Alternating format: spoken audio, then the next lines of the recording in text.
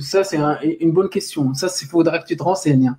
On donne pas on donne pas des sadaqas aux polythéistes. On donne pas des sadaqas aux pauvres, même qui sont, par exemple, chrétiens. C'est eux qui doivent donner la jizya à Niyadin wa hum saghirun. Ça, c'est connu. Mais tu confonds avec zakat. Moi, je t'ai pas parlé de zakat, je t'ai parlé de sadaqa. Zakat, ça se donne pas aux non-musulmans. Non, j'ai pas dit zakat. J'ai pas parlé de zakat, justement. Sadaqa, ça se donne pas aux non-musulmans. Bah, si, tu peux tout à fait faire sadaqa aux non-musulmans. Le prophète, par exemple, il encourageait même à des parents qui étaient polythéistes de faire sadaqa pour eux. C'est pas vrai? Non. Il faudra que tu apportes la source quand tu dis ça, hein. Bah, ça va me montrer que les sadaqas sont interdits pour les... Bon, ouais. Je pense qu'on revient toujours au même débat. La deuxième question, je pense que le sujet, comme il a bien été dit. Tu avais un sujet à donner, cher, oui. à Ghoslim. Est-ce que tu peux le dire et on repart un deuxième débat? Oui, bien sûr, avec plaisir. Alors, moi, je voulais aborder avec toi la question justement de la morale. Alors, le thème que j'ai posé, c'est peut-on condamner le mal sans référence à un bien transcendant ou à une religion? Est-ce que toi, tu penses que c'est possible ou pas? Je t'écoute. Vas-y. Bien sûr que, en fait, on peut condamner le mal parce que on estime aussi, on part du principe qu'il y a le principe de réciprocité. Je ne sais pas si tu connais ce principe-là pour qu'on puisse le développer ensemble. Est-ce que tu connais ce principe-là ou pas? Bah, c'est juste l'idée que si quelqu'un me fait quelque chose, je lui fais la même chose en retour. C'est pas un principe, hein, c'est juste un concept. Ça s'appelle le principe de réciprocité. Oui, mais c'est pas nécessairement un principe. Mais ça s'appelle le principe de réciprocité, c'est-à-dire que t'aimerais pas qu'on te fasse, t'aimerais pas qu'on te fasse que t'aimerais pas qu'on te fasse que t'aimerais pas recevoir. T'aimerais pas faire aux autres ce que t'aimerais pas qu'on te fasse. Tu vois? Oui. C'est-à-dire est-ce que c'est un principe qu'il faut adhérer? Bien sûr. Pourquoi est-ce que t'aimerais bien qu'on te frappe, par exemple? Non, j'ai pas dit ce que j'aime, hein. Je fais une distinction entre aimer une chose et devoir faire une chose. C'est pas pareil. Moi, ma question, c'est pourquoi il faut le faire? Parce que t'aimerais pas qu'on te le fasse. Tout simplement. Ça, c'est le principe. C'est le premier principe. En fait, mais c'est qui l'a édicté ce principe-là? Je vais t'expliquer Après, il n'existe pas de morale pour moi. Il existe un sens moral. Dans le sens où tu vas juger en fonction de plusieurs thèmes. T'as l'éthique, par exemple, humaniste. En fait, l'être humain a une valeur en soi.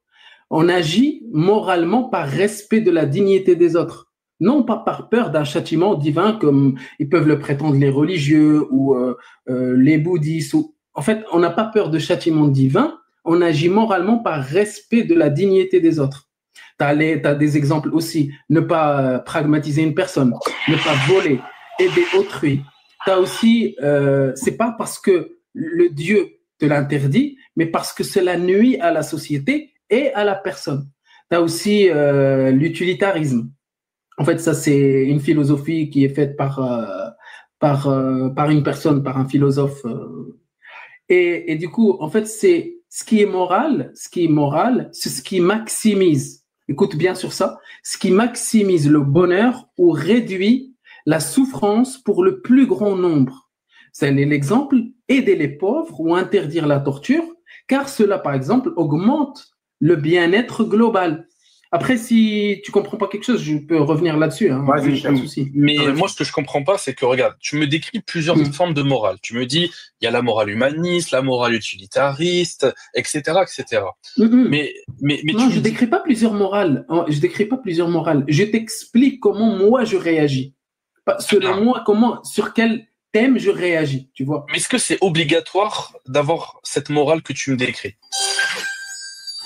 C'est obligatoire pour la majorité des gens, à part les psychopathes qui peuvent réagir autrement. Par exemple, quand je dis un psychopathe, c'est à peu près 6% de la population de la Terre, ou même moins. Du coup, ces psychopathes-là n'ont pas les mêmes curseurs que nous. Il va, par exemple, procurer du plaisir en voyant les autres souffrir. Ça, c'est pas la majorité des gens. Parce que la majorité des gens, je suis sûr que, par exemple, Cyril fait quelque chose de mal, bah, même s'il le fait, sa conscience va le punir un petit peu en quelque sorte. Hormis le fait que si c'est un croyant, il va dire que Allah, il va me punir. Tu comprends? Dans ce cas, je t'avoue que je ne comprends pas et je vais te donner des exemples concrets et tu me diras ce que tu en penses. Vas-y. Si je te parle par exemple de l'inceste, voilà. Prenons les relations incestueuses. Je vais donner un cas très précis, deux frères. Voilà, deux frères souhaitent entretenir une relation amoureuse, passionnelle et sexuelle. Est-ce que c'est pas de l'inceste, c'est de l'inceste un peu homosexualité. Bon, c'est les deux, c'est l'homosexualité et de l'inceste. Ok. Est-ce que, par exemple, moi, tu vois, en tant que musulman, ça m'est complètement interdit. Demain, si je quitte l'islam, voilà, je ne suis plus musulman, est-ce que ce type de relation m'est possible en quittant l'islam selon toi? Bah, selon toi, par exemple, si c'était deux personnes qui sont majeures et qui sont consentants, bah, il n'y a pas de problème. Donc demain, moralement, si je te parle de moralement. Je te parle de moralement. Donc moralement, si demain je quitte l'islam, si je couche avec mon frère, mais moralement, il y a rien à dire, quoi. Ça reste moral, c'est quelque chose de bon. C'est ce que tu me dis. Donc, en fait, pour toi, ce qui t'interdit de faire cela, c'est bien la religion. On est bien d'accord. Il y a plusieurs facteurs. Ça peut être mes envies. Par exemple, je n'ai pas envie de coucher avec mon frère. Mais si j'en ai envie, mes envies peuvent changer. Hein. Aujourd'hui, j'ai pas envie. J'en sais rien, moi, demain, comment je penserais. Eh bien, voilà, je ne sais pas. Donc, si demain, je suis plus musulman. Donc, aujourd'hui, tu ne peux pas coucher avec ton frère et que tu es musulman. Si demain, tu n'es plus musulman et que tu vas avoir peut-être envie. C'est ça que tu dis. Non, ce que je dis, c'est que si demain, j'en ai envie, mais que je reste musulman, je ne le ferai pas. Parce que ma religion me l'interdit formellement. Mais si je ne suis pas musulman et que j'en ai envie, on est d'accord que selon ta vision morale, on peut le faire. Sur le plan moral, oui. Sur le plan moral, oui, bien sûr. Qu'est-ce qui t'empêcherait de le faire? Et tu trouves vraiment que c'est bien de coucher avec son frère? Je ne dis pas que c'est bien. Je ne dis pas que c'est bien ou c'est mal. C'est quoi l'argument qui va pouvoir empêcher des gens majeurs et consentants? C'est quoi le bon argument, à part la divinité? Parce que toi, si par exemple, il y a un verset dans le Coran qui te dit de ne pas coucher, par exemple, avec ta maman, si on enlève ce verset-là, est-ce que toi, tu vas coucher avec ta maman demain? Si demain je suis athée, ok, je n'ai pas de religion, et que j'ai une envie, un fantasme, je sais pas, qui me prend, et que ma mère ça lui prend également, je pourrais être amené à le faire. Si je suis athée, hein, je vois pas qu'est-ce qui m'en empêcherait si je suis consentant et qu'elle est consentante. Moi, il y a beaucoup de choses qui m'en empêcheraient. Oui, mais c'est des raisons individuelles et subjectives. Même si je peux être athée ou musulman, j'aurais le même empêchement. J'aurais le même empêchement que toi. J'aurais pas le même empêchement que toi. Parce que toi, tu t'empêches, par exemple, de coucher avec ta maman parce qu'il y a un Dieu qui te l'a dit. Moi, je peux pas, j'ai pas envie de coucher avec ma maman, rien que par génétique. Parce que le fait de m'abstenir sur des faits comme ça, c'est naturel. C'est la nature. C'est pas naturel. L'inceste a déjà existé. Ah non, l'inceste a déjà existé par le passé, hein, les relations incestueuses. Ça chez les Romains, chez les Grecs. Sûr, ça existait. Mais en combien de pourcentage ça existe? Non, mais moi je dis pas que c'est des majorités, mais les minorités, comme les homosexuels, c'est une minorité aussi dans ce monde. Et pourtant, je pense que t'as pas de problème avec l'homosexualité. Donc je prends une autre minorité. Je prends une autre minorité, c'est les incestueux, qui est juste une seconde minorité parmi tant d'autres. Et tu vois, j'ai l'impression que tu me dis que c'est ni moral ni immoral, mais pourtant c'est un acte. C'est pas ça. C'est comme si quelqu'un te dit, si tu vas, par exemple, si Allah te demande de coucher avec ta maman, est-ce que tu le ferais? Je vais te répondre. Si, prémisse numéro 1, Allah existe, créateur des cieux et de la terre, il m'ordonne de coucher avec ma maman, oui, je le fais. Parce que il existe et que il a tout pouvoir sur moi. Et si je le fais pas, je risque de m'en prendre plein la figure. Donc, je n'ai pas le choix, je suis contraint de devoir le faire. D'accord. Mais non, toi, si tu te retrouves dans cette réponse, elle m'a un peu surprise. J'avoue, je m'y attendais pas. Est-ce que toi, tu es pour aller en enfer éternellement, pour faire, malgré que on exige de toi de faire un acte que tu réprouves? Je comprends, frérot, en fait, le fait que tu crois à l'enfer, que tu crois au paradis, etc. Ça, c'est un concept déjà de si Allah, par exemple, est juste, bah, il ne va pas en fait faire un script pour mettre les gens en enfer et au paradis. D'accord, mais moi, c'est pas ça mon point. Parce que moi, j'essaie de me dire, OK, demain, je quitte l'islam, je suis plus musulman. Parce qu'aujourd'hui, en tant que musulman, j'ai des obligations, j'ai des interdictions, j'ai des permissions. Tout est cadré, tu vois, tout est clair. Demain, je quitte l'islam. Qu'est-ce qui m'empêche? Est-ce que c'est la loi de mon pays? Est-ce que c'est mes envies du moment? Sachant que ça peut changer. Est-ce que c'est la pression sociale? C'est-à-dire, vu qu'une majorité se comporte d'une telle façon, bah, du coup, j'ai pas envie de décevoir la majorité, du coup, je me conforme seulement. Moi, j'aimerais bien comprendre, d'un point de vue décisif, qu'est-ce qui fait que tu vas considérer l'acte comme étant mal en soi? Toi, parce que tu as parlé de souffrance tout à l'heure, eh ben, je ne vois pas en quoi il y a de la souffrance dans une relation incestueuse.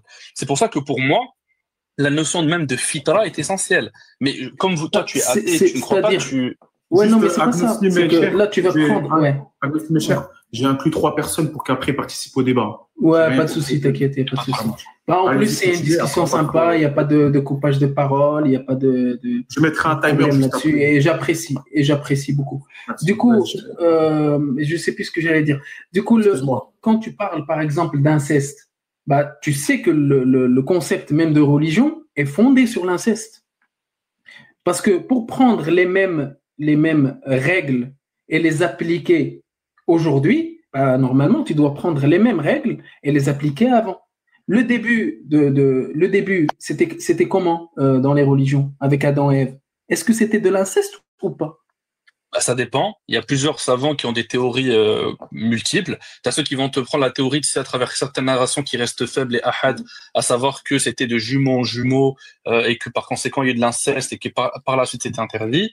Tu en as d'autres qui pensent que depuis Adam alayhi salam, il y a eu plusieurs êtres humains qui en sont sortis de manière simultanée, ce qui a permis d'avoir plusieurs humains en même temps. Mais quand bien même on prendrait la première hypothèse, à savoir que l'inceste était permis au départ.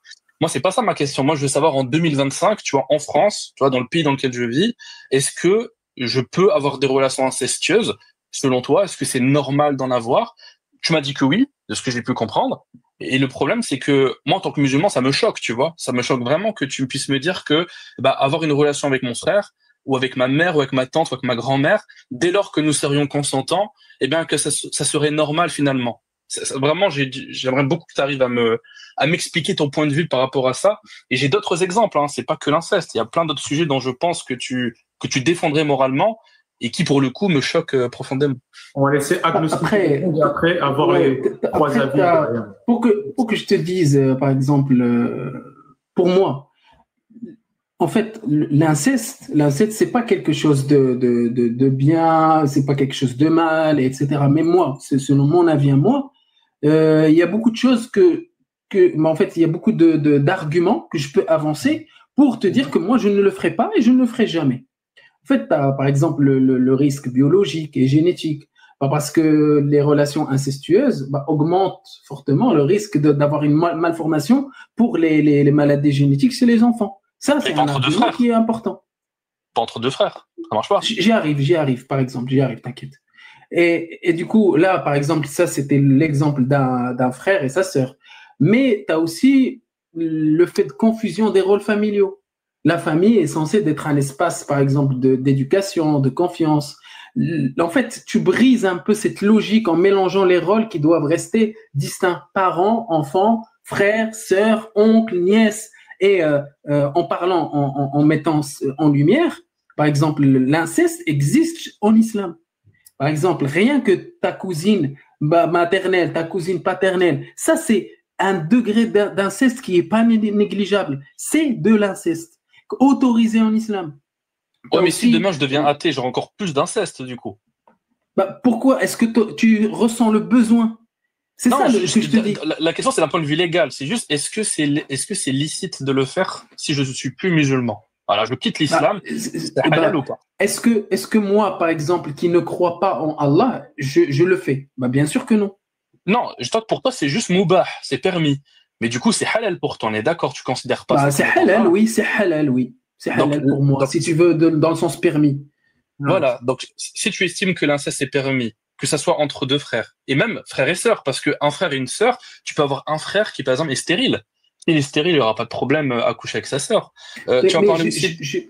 C'est parce que j'ai pas fini un peu les raisons. Il y avait pas que ça. Les raisons, Et après, tu as le consentement réellement, en fait, un consentement réellement libre est impossible parce que quand on parle d'une relation incestueuse, en fait, il y a toujours une symétrie de pouvoir. C'est que ce soit deux frères, que ce soit un frère et une sœur, que ce soit un père et son enfant, j'en sais rien. Même si la personne est consentante, en fait, elle peut en fait être influencée par la dépendance affective et l'autorité ou la pression familiale. Moralement, en fait, ce n'est pas un consentement libre et éclairé. Ça, il y a aussi ce côté-là qui est très, très, très important. Et tu as aussi la protection sociale de générations futures, etc., etc. Tu as la dignité et l'intuition morale, parce que quand on parle même sans religion, la plupart des sociétés humaines, sans religion, hein, ça je le souligne, hein, la plupart des sociétés humaines à travers l'histoire et les cultures ont considéré l'inceste comme une atteinte à la dignité humaine. Sans Allah, sans Bouddha, sans Jésus, sans personne. Ils l'ont considéré comme ça. Donc c'est une sorte de tabou universel. C'est en fait ce qui montre moralement que l'humanité a toujours senti que c'est destructeur, c'est génétique. C'est Chase a check, never chase a bitch.